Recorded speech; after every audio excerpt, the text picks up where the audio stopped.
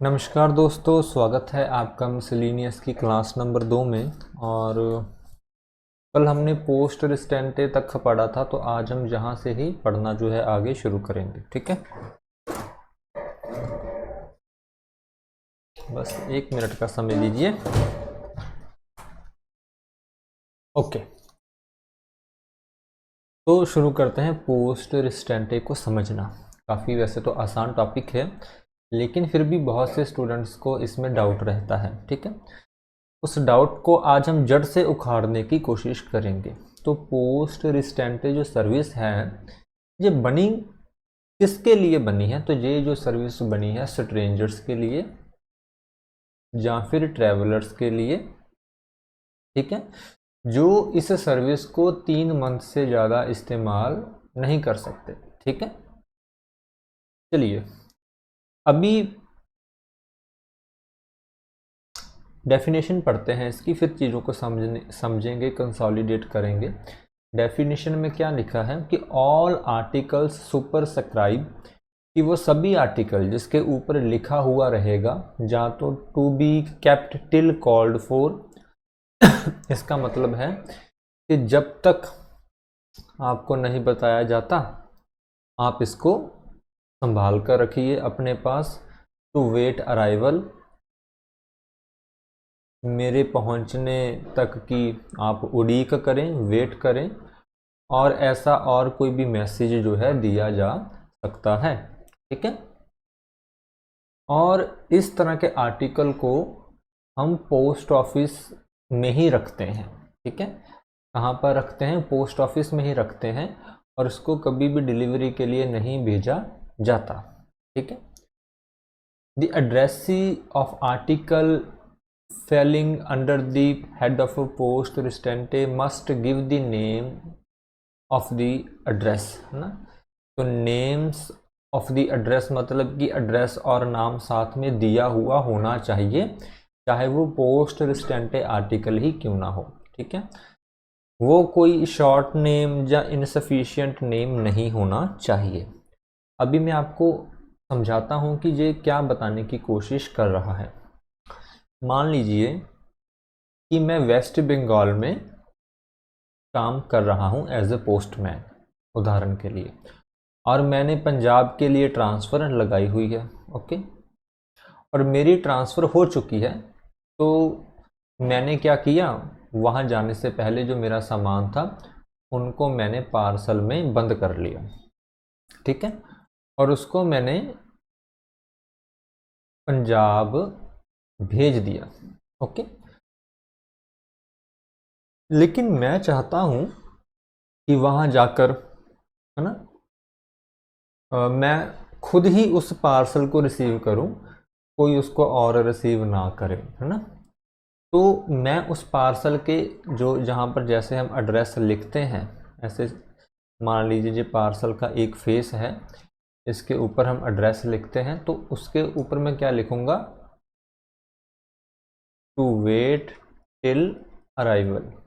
ठीक है, ऐसा लिखूंगा, और नीचे अपना पूरी अपनी डिटेल डाल दूंगा जो भी होगी। ओके, तो इस पार्सल को जब वो पंजाब पहुंचेगा, जिस ऑफिस में मैंने भेजा है, तो उस ऑफिस में मेरा वेट किया जाएगा।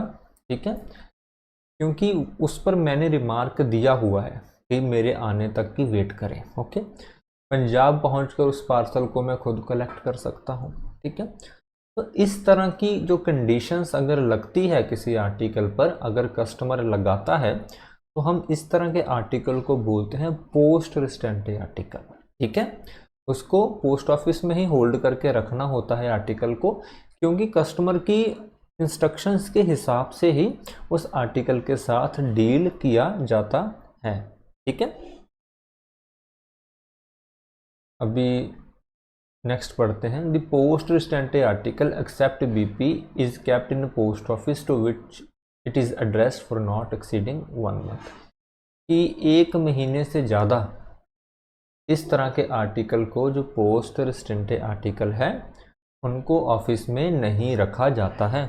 लेकिन अगर वो वीपी है, उस केस में सिर्फ 7 दिन तक ही रखा जाएगा। ठीक है, अगर वीपी के ऊपर किसी ने ऐसा लिखकर भेज दिया टू वेट टिल अराइवल, ऐसा मान लीजिए, तो उस केस में हम सिर्फ उसको 7 दिन ही रखेंगे। लेकिन अगर क्वेश्चन में आया कि पोस्टल स्टैंटे फैसिलिटी फॉर ट्रैवलर और स्ट्रेंजर, उस केस में 3 महीने तक की, 3 महीने से ज़्यादा वो इसका इस्तेमाल नहीं करता, उस केस में 3 महीने रहेगा उसका आंसर।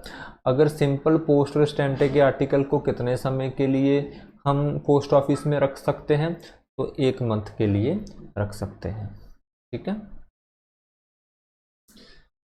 वीपी का मैंने आपको क्लियर कर दिया कि उसको सिर्फ 7 दिन के लिए ही रख सकते हैं। ठीक है, तो as soon as it is ascertain that the payee of the telegraph money order addressed post office cannot be found, a reference is made to the office of issue. ये तुझे तो टेलीग्राफिक मनी ऑर्डर का है, ये तो अभी चलो अभी ये यूज़ में ही नहीं है, तो इसको हम नहीं पढ़ेंगे। ठीक है, तो पोस्ट ऑफिस की पोस्टल स्टैंटे आर्टिकल को लेकर क्या जिम्मेदारी या क्या रिस्पॉन्सिबिलिटी रहती है। ठीक है, तो पोस्ट ऑफिस जो भी उस आर्टिकल के ऊपर इंस्ट्रक्शन दी होगी उस हिसाब से उस आर्टिकल के साथ डील करेगा और वेट करेगा।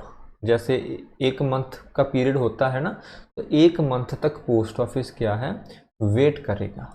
अभी यही इसमें लिखा है, in the case in which article are superscribe, means उसके ऊपर ऐसा लिखा हुआ है टू वेट टिल अराइवल मान कर चल लो, या फिर to be kept till called for, कि जब तक आपको नहीं बताया जाता अपने पास रखो। And addressee gives no further indication of the intention of a sender, the responsibility of the post office is limited to the retaining of such article in a deposit for the prescribed period। Post office का काम या responsibility बस इतनी है कि उस article को post office में उन्होंने संभाल कर रखना है उस पीरियड के लिए जिस पीरियड तक वो उसे रख सकते हैं। जैसे वीपीपी के केस में 7 दिन है, नॉर्मल आर्टिकल के केस में 30 दिन है। ठीक है, आई होप आप समझे होंगे जो मैं आपसे कहना चाहता हूँ कि पोस्टल स्टैंटे जो आर्टिकल है वह क्या होते हैं, अभी हम समझे हैं। एक ये भी जो रीडायरेक्शन है, एक इसको भी हम पढ़ेंगे क्लॉज नंबर 67। तो जो रीडायरेक्शन है, रीडायरेक्शन का क्या मतलब होता है कि मान लीजिए कि आर्टिकल का जो डिलीवरी एड्रेस है, उदाहरण से बताता हूँ मैं कि मान लीजिए किसी ऑफिस का पिन कोड है ये, ओके, यहाँ पर कोई आर्टिकल आ गया, लेकिन वो जो उस पर एड्रेस लिखा हुआ है आर्टिकल पर वो दूसरे पोस्ट ऑफिस का है। कई बार लोगों को खुद ही नहीं मालूम होता कि उनका खुद का पिन कोड कौन सा है, तो वो साथ में जो बड़ा शहर पड़ता है उसका ही लिख देते हैं, है ना। तो जब वो आर्टिकल यहाँ पर आया होगा तो यहाँ के जो पोस्टल असिस्टेंट होंगे वो क्या बोलेंगे, भैया जो तो मिसेंट आर्टिकल आ गया है इसको रीडायरेक्ट करना पड़ेगा, इसको दूसरे ऑफिस में भेजना पड़ेगा जहाँ पर इसका सही ऑफिस है। ठीक है, तो उसको रीडायरेक्ट कर दिया जाएगा। इसको बोलते हैं रीडायरेक्शन। इसको क्या बोलते हैं, रीडायरेक्शन। लेकिन जो रीडायरेक्शन है उसको सिर्फ डिलीवरी ऑफिस में ही किया जा सकता है। ठीक है, रास्ते में कहीं पर भी आर्टिकल को रोका नहीं जाएगा। जो भी आपके आर्टिकल पर एड्रेस होगा, जो भी पिन कोड होगा, पिन कोड वाइज पहले वो आर्टिकल अपने डेस्टिनेशन पर पहुंचेगा। जब वो वहां पर पहुंच जाएगा, वहां का स्टाफ ये देखेगा कि ये जो आर्टिकल है क्या इस ऑफिस का है या नहीं है। अगर नहीं है तो दूसरे ऑफिस में उसको रीडायरेक्ट कर दिया जाएगा, लेकिन रास्ते में उससे किसी भी तरह की छेड़खानी नहीं की जाएगी। ठीक है, अभी हम पढ़ते हैं। The postal article which cannot be delivered by the post office to which it is addressed owing to the addressee being elsewhere may be redirected free of charge, save as otherwise provided in the clause 71 to another post office for the delivery। मतलब कि free of charge, सभी चीज़ें वैसे free of charge redirect नहीं होती, parcel के लिए पैसे लगते हैं, लेकिन फ़िलहाल के लिए जैसे लेटर हो स्पीड पोस्ट हो, इनको फ्री ऑफ चार्ज रीडायरेक्ट कर दिया जाता है। ठीक है। इफ अगर दूसरी लाइन में क्या लिखा है कि अगर कोई जो एड्रेसी है, मान लीजिए कि एड्रेसी के 2 घर है, अभी और एग्जांपल से आपको दिखा देता हूँ कि एड्रेसी के 2 घर है, एक तो इस पिन कोड पर भी है, एक इस पिन कोड पर भी है ना। तो यहाँ पर लेटर आया, पोस्टमैन उनके घर गया और उनको बोला कि भैया ये आपका लेटर है। तो उन्होंने बोला कि भैया आप ना इसे दूसरे जो जहाँ पर मेरी फैमिली वहाँ रहती है बाकी की, आप इसको वहाँ पर भेज दो। तो क्योंकि हमने एड्रेसी को इंटीमेट कर ही दिया है, तो उस केस में हम रीडायरेक्ट नहीं करेंगे। उस केस में एड्रेसी को खुद ही वो रिसीव करना पड़ेगा, या उनकी खुद ही उसी ऑफिस में डिलीवरी लेनी पड़ेगी, क्योंकि एड्रेसी को पता लग ही चुका है कि उनका जो आर्टिकल है वो पोस्ट ऑफिस में आया हुआ है। ठीक है।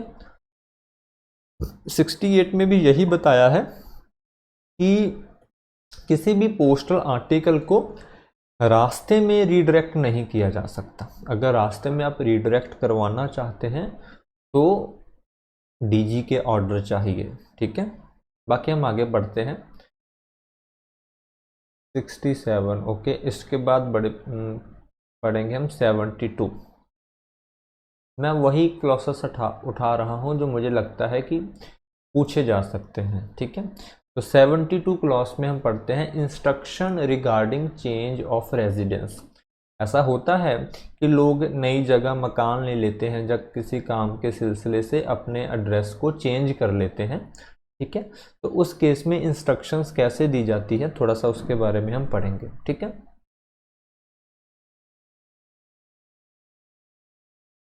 ओके। सो मान लीजिए मेरा पहला घर था ये वाला, उसके बाद मैंने दूसरे शहर में ये घर ले लिया। तो ये जो मेरा पहला पोस्ट ऑफिस था, जो मेरे सभी पोस्टल आर्टिकल हैं, चाहे वो कोई लेटर हो, चाहे कोई स्पीड पोस्ट हो, वो तो मेरे पहले वाले एड्रेस पर ही आएंगे। तो मैं वहाँ पर रिटर्न में इंस्ट्रक्शन देकर आऊँगा। ठीक है। कि भैया कि मैं पहले इस एड्रेस पर रहता था, अभी मैं यहाँ पर रहता हूँ। ठीक है। अगर मेरा कोई यह स्पीड पोस्ट, मनी ऑर्डर कुछ भी आएगा तो उनको कृपया यहाँ भेज दिया जाए। ठीक है। ऐसे इंस्ट्रक्शन जो है कस्टमर पोस्ट ऑफिस में लिख कर देगा। ठीक है। जो इंस्ट्रक्शंस हैं वो सिंपल होनी चाहिए, डायरेक्ट होनी चाहिए, कंडीशनल नहीं होने चाहिए। कंडीशनल का क्या मतलब होता है कि आप मेरे वहाँ पर घर पकड़ा देना, अगर मैं नहीं मिला तो मेरी वाइफ को दे देना, मेरी वाइफ नहीं मिली तो मेरे फादर को दे देना, अगर हम नहीं मिले तो तीसरे एड्रेस पर। इसको बोलते हैं कंडीशनल। हम ऐसी इंस्ट्रक्शंस को फॉलो नहीं करेंगे, हम सिर्फ जो सिंपल इंस्ट्रक्शंस हैं उनको फॉलो करेंगे। और साथ में हमने यह भी बताना है कि कौन कौन से पोस्टल की जो आर्टिकल की भी क्लास होती है ना, कि लेटर हो सकता है, पोस्ट कार्ड हो सकता है, आईएलसी हो सकता है, स्पीड पोस्ट हो सकता है, कि कौन कौन से आर्टिकल आप रीडायरेक्ट करवाना चाहते हैं या सभी करवाना चाहते हैं। ये सब कुछ इंस्ट्रक्शन में आपको मेंशन करना है। आप अपने फैमिली मेम्बर के बारे में भी बता सकते हैं या उनकी इंस्ट्रक्शंस भी दे सकते हैं। ठीक है। Whether the postal article refer to a postal article instructions only or also the member of the family of the household. Complicated और conditional instructions entertain नहीं होंगी। ठीक है। और अगर ऐसी इंस्ट्रक्शन कोई देता है तो ये कितने समय के लिए वैलिड रहती है? ये 3 मंथ के लिए वैलिड रहती है। ठीक है। यहाँ पर भी लिखा भी होगा, ये लिखा 3 महीनों के लिए वैलिड रहती है। अगर आप किसी केस में फॉरेन में जा रहे हैं, बाहर जा रहे हैं, जिसमें ज़्यादा समय लग सकता है, तो उस केस में इसकी अवधि को बढ़ाया भी जा सकता है, लेकिन नॉर्मल कंडीशन में इनकी अवधि जो है 3 महीनों की ही रहती है। ठीक है। उसके बाद पढ़ेंगे हम 77 class number.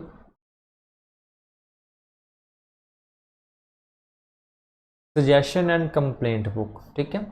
Suggestion and complaint book, suggestion okay. जो सजेशन एंड कंप्लेंट बुक है ये ऑल पोस्ट ऑफिसेस में हमेशा अवेलेबल रहती है, during the working hour of the post office, during the working hour of post office. ठीक है, इस बात को भी आपने याद रखना है। ठीक है, नेक्स्ट है clause number 81, period with in which complaints should be prefer, भी किस समय के अंदर आपको कंप्लेंट आप कर सकते हैं। किसी अगर आप के मान लीजिए किसी का लेटर नहीं पहुंचा है या किसी की वीपीपी नहीं पहुंची है, तो कितने समय के अंदर अंदर आप कंप्लेंट कर सकते हैं, उनका हम यहाँ पर पढ़ेंगे। ठीक है, ओके, क्योंकि एक समय के बाद रिकॉर्ड को तो डिस्ट्रॉय कर दिया जाता है। अगर हम मान लीजिए मैं 2 साल पुरानी किसी रजिस्टर्ड लेटर के बारे में कंप्लेंट डाल देता हूँ, तो हो सकता है कि उसका तो रिकॉर्ड ही डिस्ट्रॉय कर दिया हो। तो हमें एक समय अवधि के अंदर ही कंप्लेंट कर सकते हैं। जैसे पहले है कि वीपी का जहाँ पर वैसे 12 मंथ लिखा है, जो वेबसाइट है वहाँ पर 6 मंथ लिखा है। तो आप देख लेना, अगर तो पोस्ट ऑफिस गाइड पार्ट 1 का रेफरेंस आपको क्वेश्चन में दिया हो तो आप 12 मंथ लगाना, अदरवाइज आप 6 मंथ लगाना। ठीक है, और अगर मनी ऑर्डर जो फील्ड पोस्ट ऑफिस पर इशू हुए हैं, उनकी जो कंप्लेंट है वो 2 साल के लिए 2 साल के अंदर अंदर उनको किया जा सकता है। ठीक है, बाकी फैमिली अलॉटमेंट मनी ऑर्डर है, उनको भी 12 महीनों के अंदर अंदर उनकी कंप्लेंट कर सकते हैं। जहाँ अगर कोई सी मैन ने अपनी फैमिली अलॉट, मतलब कि जो समुंदर में काम करते हैं सी मैन, अगर उन्होंने अपनी फैमिली को पैसे भेजे हैं तो उस मनी ऑर्डर की कंप्लेंट भी 12 महीनों के अंदर अंदर ही आपको करनी होगी। ठीक है, वैसे ये पुराने टर्म्स है, आज के समय में ये तर्क संगत नहीं है, लेकिन चलो हमारे सिलेबस का हिस्सा है तो हमें थोड़ी सी पढ़नी पड़ेगी। ठीक है, उसके बाद कंप्लेंट रिलेटिंग लॉस और डैमेज टू अ रजिस्टर्ड और insure article where compensation is made, जहाँ पर आपको कंपनसेशन चाहिए। आपने कोई रजिस्टर्ड आर्टिकल बुक करवाया, जहाँ आपने कोई इंश्योर लेटर बुक करवाया, वो रास्ते में गुम हो गया, जहाँ आपका कोई नुकसान हो गया और आपको कंपनसेशन चाहिए। अगर कंपनसेशन चाहिए तो 3 महीनों के अंदर आपको उसकी कंप्लेंट करनी पड़ेगी। ठीक है, अगर 3 महीने के बाद करेंगे तो कोई भी मुआवजा आपको नहीं मिलेगा। ठीक है, वैसे भी सरकारी ऑफिस है, इतनी जल्दी मुआवजा नहीं देते हैं ये लोग। ओके, अगर और कोई कंप्लेंट है मुआवजे के अलावा तो उस इंसिडेंट से 6 महीने के अंदर अंदर आप वो कंप्लेंट कर सकते हैं। रिफंड ऑफ टेलीग्राफ चार्ज, ये तो वैसे अभी तर्क संगत नहीं है। कंप्लेंट पोस्टल ऑर्डर के बारे में, पोस्टल ऑर्डर की कंप्लेंट आप 12 महीनों के अंदर अंदर कर सकते हैं। ठीक है, वैसे जहाँ पर ये बताया गया है कि अगर किसी कस्टमर ने मनी ऑर्डर को भेजा है और वो उनको नहीं मिला है तो जल्दी से जल्दी उसकी कंप्लेंट कर देनी चाहिए। ठीक है, आपको मैं एक बार का ऐसा एक किस्सा बताता हूँ कि मैं किसी पोस्ट ऑफिस में उस समय काम करता था। तो उसमें एक बहुत ही हमारे दोस्त मित्र आए जो कि काफ़ी उनकी जो माली हालत थी, काफ़ी वो कमज़ोर थे, काफ़ी कम उनकी आय थी। तो उन्होंने अपनी फैमिली को पैसे भेजे थे, सिर्फ 700 रुपये मंथली वो अपनी फैमिली को पैसे भेजते थे मनी ऑर्डर से। ठीक है, बिहार भेजते थे वो, लेकिन जो बिहार का वहाँ का पोस्ट मास्टर था ना, जहाँ पर वो पैसा जा रहा था, वो उसको खुद ही अपनी जेब में डाल लेता था। इस भैया ने 2-3 बार पैसे भेजे, बिहार के पोस्ट मास्टर जी ने खा लिए। तो वो हमारे पास आए, वो भैया जी बोले कि ऐसी ऐसी बात है। तो हमने जब उनकी रिटर्न कंप्लेंट अपने डिवीज़न ऑफिस में फॉरवर्ड की तो पता चला कि पोस्ट मास्टर जी पैसा खा रहे हैं। तो उनकी फैमिली को फिर वो सारे पैसे साथ में एक साथ में पोस्ट मास्टर जी ने दे दिए। तो ऐसा भी होता है। ठीक है, तो कंप्लेंट करना कोई बुरी बात भी नहीं है, है ना, क्योंकि कंप्लेंट हम सर्विस के लिए कर रहे हैं, किसी के खिलाफ नहीं कर रहे हैं। 84 क्लॉज नंबर 84 को पढ़ेंगे, legal responsibility of the post office. ठीक है, तो वैसे मैं आपको सिंपल भाषा में बता देता हूँ कि चाहे पोस्ट ऑफिस से कोई भी आर्टिकल लॉस हो जाए, या उसकी मिस डिलीवरी हो जाए, या वो डिले हो जाए, या वो डैमेज हो जाए, या किसी मनी ऑर्डर की कोई गलत पेमेंट हो जाए, किसी गलत व्यक्ति को दे दिया जाए, या उसमें भी देरी हो जाए,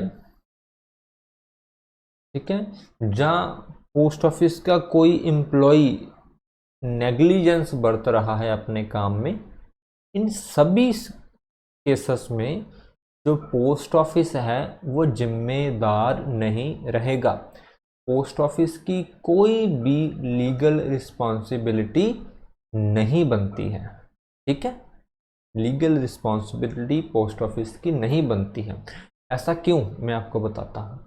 मान लीजिए मैंने आर्टिकल भेजा किसी को, वो आर्टिकल गुम हो गया और मैंने केस लगा दिया मैंने कोर्ट में, तो डिपार्टमेंट, ऐसे तो बहुत से आर्टिकल गुम हो जाते हैं, मिसप्लेस हो जाते हैं। अगर पोस्ट ऑफिस की लीगल रिस्पॉन्सिबिलिटी बन जाती है तो पोस्ट ऑफिस हमेशा इन चक्करों में ही पड़ा रहेगा, तारीख पे तारीख, माय लॉर्ड, तारीख पे तारीख। तो काम कब करेगा, ठीक है ना। 26 रुपये की रजिस्ट्री होती है, 26,000 हमारा केस पर लग गया, तो रेवेन्यू कहाँ से बचेगा दोस्त। इसीलिए पोस्ट ऑफिस की कोई भी लीगल रिस्पॉन्सिबिलिटी इन चीज़ों को लेकर नहीं होती है, ठीक है। क्लॉज नंबर 116, जल्दी जल्दी जी भैया जी आ जाइए आप। हाँ जी वाला बिजनेस रिप्लाई सर्विस, ठीक है।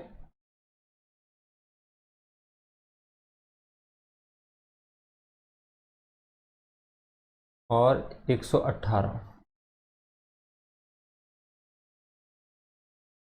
100 बिजनेस रिप्लाई सर्विस तो हमने पढ़ा ही है, ठीक है।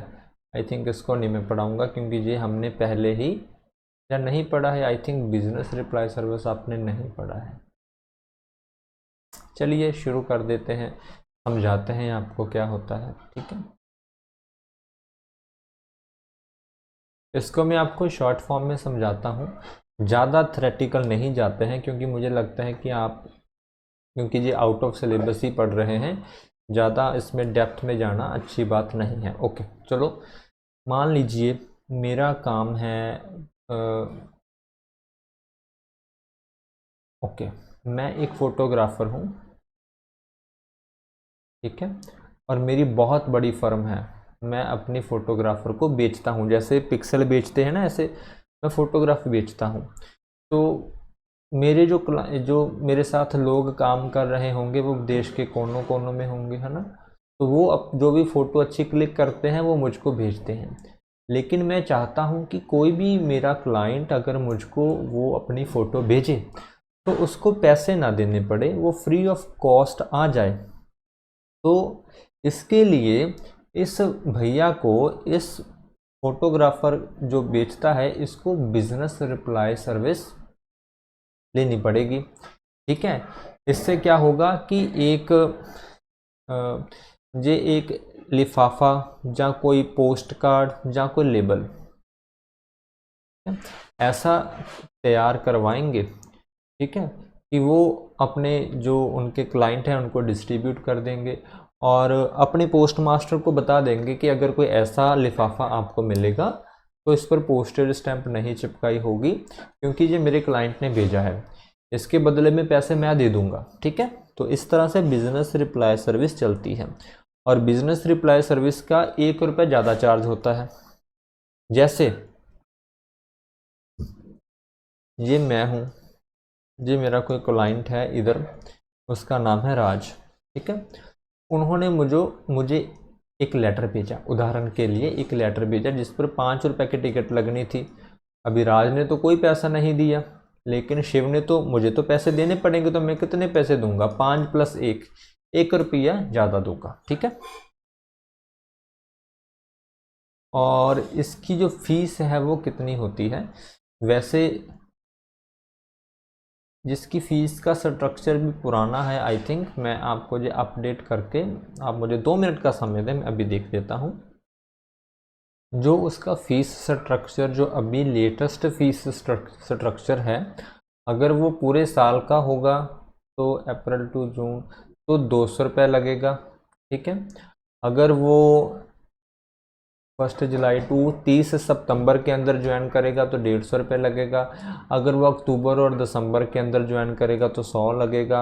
अगर वो जुलाई टू मार्च करेगा तो 50 लगेंगे। ये नया फीस स्ट्रक्चर है, ठीक है। बाकी मुझे लगता नहीं ये पूछेगा, लेकिन फिर भी मैंने आपको बता दिया। उसके बाद जो एनवलप है, वो एनवलप दिखने में कैसा होगा, जो भी करवाना है तो वो कुछ इस तरह का होगा। थोड़ा मैं जूम और कम कर देता हूँ। वैसे उन्होंने ये एनवलप का बाहरी हिस्सा होगा, जहाँ पर लिखा होगा postage will be paid by the addressee. ऐसे मतलब कि business reply service, card, envelope, label कोई भी इनमें से हो सकता है, ठीक है। No posted stamp necessary if posted in India. Permit number लिखा होगा, ठीक है। फिर किसको भेजना है उसका मैसेज, और फ्रॉम का एड्रेस, ठीक है। तो ये उसका फॉर्मेट रहेगा। और अगर इसमें से कोई भी कंडीशन को जो बिजनेस रिप्लाई सर्विस का होल्डर है वो फॉलो नहीं करता है, तो उनका जो लेटर है उनके क्लाइंट का, वो अनपेड लेटर ट्रीट किया जाएगा। और अगर अनपेड लेटर ट्रीट होता है तो हमको पता है कितने पैसे लगते हैं, 2 गुना पैसे जो है हम कस्टमर से रिसीव करते हैं, ठीक है। तो ये थी इम्पॉर्टेंट क्लॉसेस जो मैंने देखी थी। बाकी हमने बहुत सी चीज़ें, जैसे जो बुक पैकेट, इसके बारे में भी हमने डिटेल में पढ़ा है। बुक पैकेट के बाद ये packing, breach of condition, book packet, printed book. आप अगर printed and sample pattern packet, मैंने आपको ना काफ़ी अच्छी मतलब कि डेप्थ में ही पढ़ाया है। अगर कल आप पूरा पीओ गाइड पार्ट 1 भी पढ़ेंगे तो आपको काफ़ी आसानी होगी इसमें, ठीक है। देख लेते हैं वीडियो हमारी कितनी लेंथी हो गई है। ओके, 27 मिनट की वीडियो हो चुकी है, तो आज की वीडियो को हम इतना ही रखते हैं। तो कल हम बस 1-2 टॉपिक और हैं, उनको कवर करने के बाद जैसे एक आईपीपी भी आपके साथ शेयर करूंगा और पीएमए, ठीक है। और उसके बाद एक आधी चीज़ और है, तो आई थिंक एक आधी वीडियो में हमारा काम हो जाएगा, ठीक है। तो अभी के लिए जय हिंद, जय भारत, जय जवान, जय किसान।